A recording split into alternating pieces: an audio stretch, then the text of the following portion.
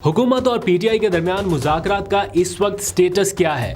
क्या वाकई मुज़ाकरात में डेडलॉक आ चुका है या अभी सिर्फ तातुल का शिकार है? आप में से बहुत सारे लोग कंफ्यूज भी हैं और ये सवाल बार बार पूछ रहे हैं। हुकूमत और पीटीआई के दरमियान इस वक्त आखिर चल क्या रहा है?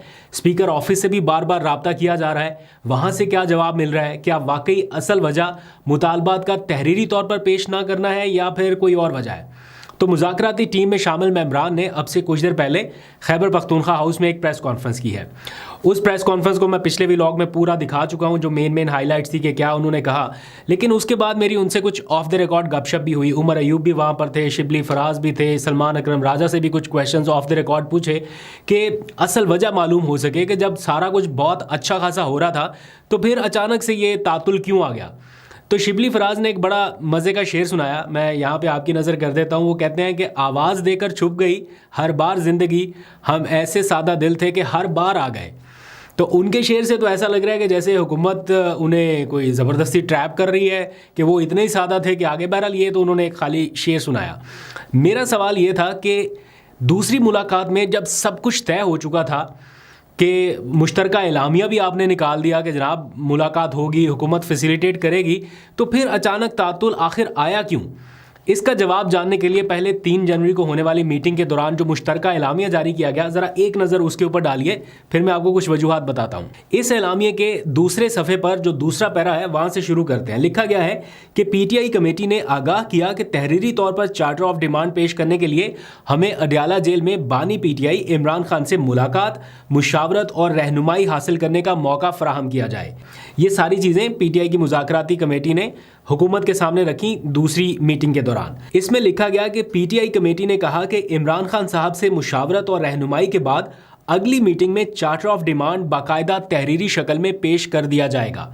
यानी ये चीज़ हुकूमत को बावर करा दी गई थी कि इमरान खान से मुलाकात के बाद तहरीरी तौर पर आपको जो भी चीज़ देनी है वो देंगे। हुकूमती पार्लिमानी कमेटी की तरफ से नायब वज़ीर आज़म और वज़ीर ख़ारजा मोहम्मद इसहाक डार साहब ने कहा कि हमें इस पर कोई एतराज़ नहीं कि पीटीआई कमेटी इमरान खान साहब से रहनुमाई हासिल करने के बाद अपना चार्टर ऑफ डिमांड लाए, ताकि दोनों कमेटियां मामलात को खुश असलूबी से आगे बढ़ा सकें। फिर तय ये पाया कि पीटीआई कमेटी की इमरान खान से मुलाकात के बाद अगले हफ्ते दोनों कमेटियों की तीसरी मुलाकात की हतमी तारीख का तयन किया जाएगा। ये सारा कुछ पहले से डिसाइडेड था, सॉर्ट आउट था, लेकिन फिर अचानक से ऐसा क्या हुआ? अब अगर मुज़ाकरात में तातुल है या डेडलॉक है तो इसका जिम्मेदार कौन है? पीटीआई तहरीरी मुतालबात से कबल इमरान खान से ना सिर्फ मुलाकात चाहती है बल्कि मुलाकात ऐसे माहौल में चाहती है जहां उन्हें मुकम्मल प्राइवेसी हासिल हो। यानी कोई वहां पर ऐसा बगिंग डिवाइस ना हो, कोई ऐसा आला ना हो, कोई पुलिस एहलकार आसपास खड़े ना हो, कोई कंट्रोल्ड एनवायरनमेंट ना हो। ये पीटीआई का मुतालबा है मुलाकात के साथ साथ। अब ये चीज़ जो है हुकूमत के कहीं ना कहीं आड़े आ सकती है कि क्या इमरान खान को अपनी मुज़ाकराती टीम से एक ऐसे माहौल में मुलाकात की इजाज़त दे सकती है जिसके बारे में हुकूमत को कोई अंदाज़ा ना हो कि अंदर क्या बातचीत चल रही है या क्या प्लानिंग हो रही है। हुकूमत शायद ऐसी मुलाकात इतनी आसानी से नहीं अलाउ कर सकती या नहीं इजाज़त दे सकती। हुकूमत के साथ साथ दीगर फ्रीकैन भी शायद इसके ऊपर रिलक्टेंट हो गए। फिर पीटीआई की लीडरशिप का एक और अंदाज़ा या ख्याल भी है जो कि गलत भी हो सकता है, लेकिन उन्होंने इस बात का इजहार किया कि हुकूमत मुज़ाकरात की कहानी तवील करना चाहती है और इस दौरान तासुर दिया जाना मकसूद है कि मुल्क में सब कुछ नॉर्मल है, कोई पकड़ दकड़ नहीं हो रही, कोई सख्ती नहीं, कोई क्रैकडाउन नहीं, और पीटीआई से इंगेज किया जा रहा है। और ये तासुर इंटरनल मामलात के हवाले से नहीं, एक्सटर्नल मामलात के हवाले से होगा। ये पीटीआई की असेसमेंट है, खबर नहीं दे रहा हूँ। जिन लोगों से बात हुई उनका मैंने नुक्ता नज़र जानने की कोशिश की कि आपको क्या लगता है, तो उन्होंने ये बताया। जबकि इमरान खान जो है वो जनवरी 31 तक मुज़ाकरात का कोई ना कोई नतीजा चाहते हैं।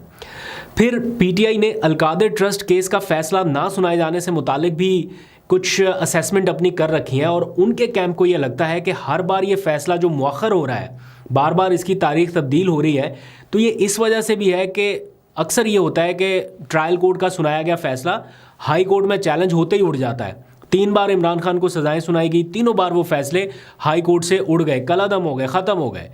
तो इस बार हाई कोर्ट में नए जजेस की अपॉइंटमेंट तक ये फैसला सुनाया ही ना जाए। ये कुछ इस तरह का मंसूबा हो सकता है कि जब तक हुमायूं दिलावर साहब या कोई और साहब तशरीफ़ नहीं ले आते उस वक्त तक इस फैसले को लटकाया जाए, क्योंकि अगर अभी ये फैसला सुना दिया और पीटीआई हाई कोर्ट में चैलेंज करने गई तो वहाँ पर ये फैसला फिर उड़ जाना है। तो इसलिए जो नए जजेस लाए जा रहे हैं, मुबैना तौर पर ऐसा पीटीआई का ये मानना है कि ये फैसला इस वजह से भी ताख़ीर का शिकार हो सकता है कि वहाँ से नए जजेस आएँ और फिर ये फैसला सुनाया जाए। और उस वक्त जब पीटीआई को ये पता चल जाए कि अब तो हाई कोर्ट से भी रिलीफ की तवक्को नहीं बाकी बची, तब मुज़ाकरात के लिए उन पर दबाव बढ़ेगा और ये मुज़ाकरात हुकूमती कंडीशन के मुताबिक हो सकेंगे। ये वो पूरा सिनेरियो है जो पीटीआई के कैंप में डिस्कस हो रहा है। बहरहाल ये सिर्फ उनकी असेसमेंट है, कोई ख़बर नहीं है।